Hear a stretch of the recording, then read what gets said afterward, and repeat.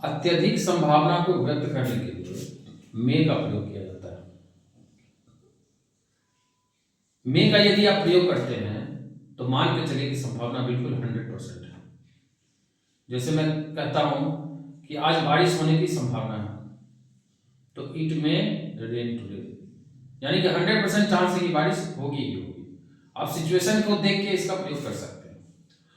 उसके बाद है माइट। माइट में संभावना 75% हो जाता है। जैसे आप यूज करते हैं इट माइट रेन टुडे, मतलब 75% चांस है कि बारिश हो सकती है। उसके बाद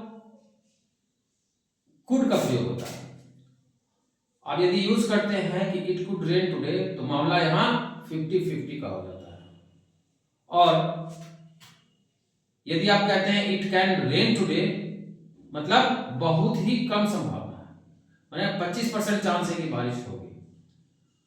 तो मे के लिए 100% संभावना है, माइट के लिए 75% संभावना है, कुड के लिए 50% संभावना है और कैन के लिए 25% संभावना है।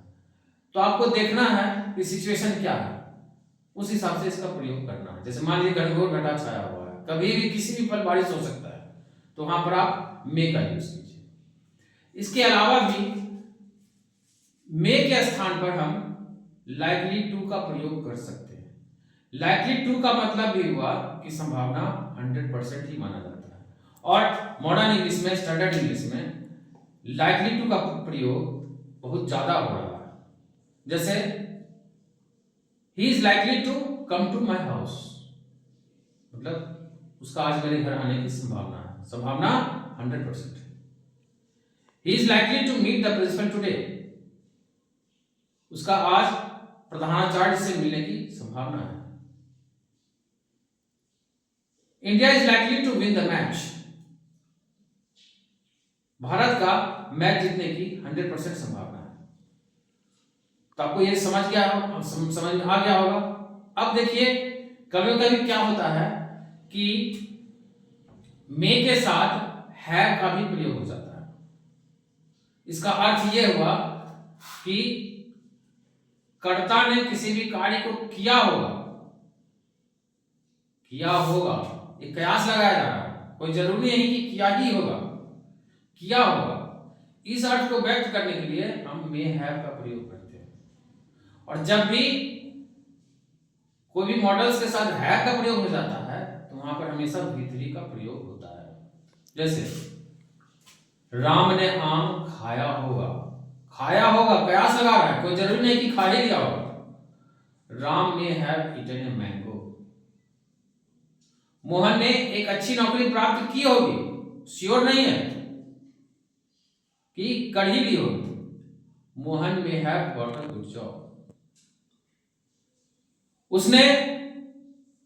उसने राम की समस्या का समाधान किया होगा, यहां भी श्योर नहीं है।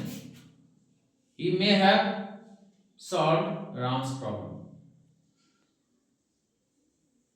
और मे का प्रयोग जो है वो पोलाइट रिक्वेस्ट के लिए भी किया जाता है।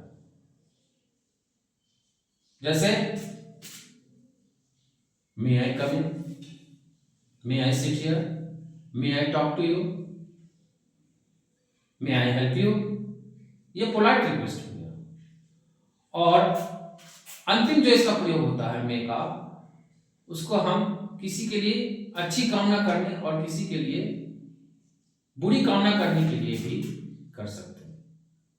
जैसे अच्छी कामना हम किसी के लिए क्या करते हैं, किसी के लिए दुआ करते हैं, हाँ तुम्हारी आयु लंबी हो, मे यू लिव लॉन्ग, भगवान तुम्हारी रक्षा करे, मे गॉड प्रोटेक्ट यू, भगवान तुम्हें शांति दे, may God provide you peace. और कभी कभी बुरी कामना भी हम लोग करते हैं।